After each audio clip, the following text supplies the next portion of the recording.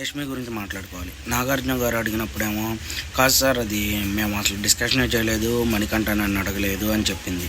సర్లే అనుకునేపాటికి నాగార్జున గారు వీడియో కూడా చూపించారు. ఆ వీడియోలో పర్టికులర్గా సీత అడుగుతుంది యష్మిని, నియర్ బై ఉన్నది కన్సిడర్ చేస్తావంట, నేను చేస్తాను అని తను చెప్పింది.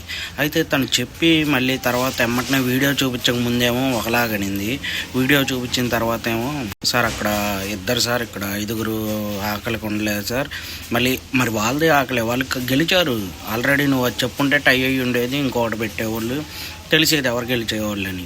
అంటే అక్కడ 5గురు ఆకలి, ఇద్దరైతే ఆకలితో ఉండొచ్చు, 5గురు ఉండకూడదు, ఎవరికైనా ఒకటే కాబట్టి వాళ్ళు ఉండేవాళ్ళు ఆకలితో సరిపోయేది. ఆ విషయంలో మణికంఠకి నిఖిల్కి చాలా అన్యాయం చేసింది యష్మి అనే చెప్పుకోవచ్చు.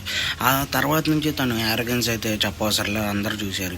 ఇవాళ కూడా ఆ యారగన్స్ మీదే సీత నామినేషన్ చేసిద్ది యష్మిని. చూస్తూ ఉండాలి, యష్మి మ్యాక్సిమం 2-3 వీక్లలో వెళ్ళిపోయిద్ది. ఫస్ట్ నేను సోనిక అనుకున్నాను, కానీ యష్మి వెళ్ళిద్ది. ఓకే ఫ్రెండ్స్, మంగళగిరి మామ యూట్యూబ్ ఛానల్ని లైక్ చేయండి, షేర్ చేయండి, సబ్స్క్రైబ్ చేయండి. మన వీడియోలో ఏమైనా తప్పులుంటే కామెంట్లో మెసేజ్ చేయండి.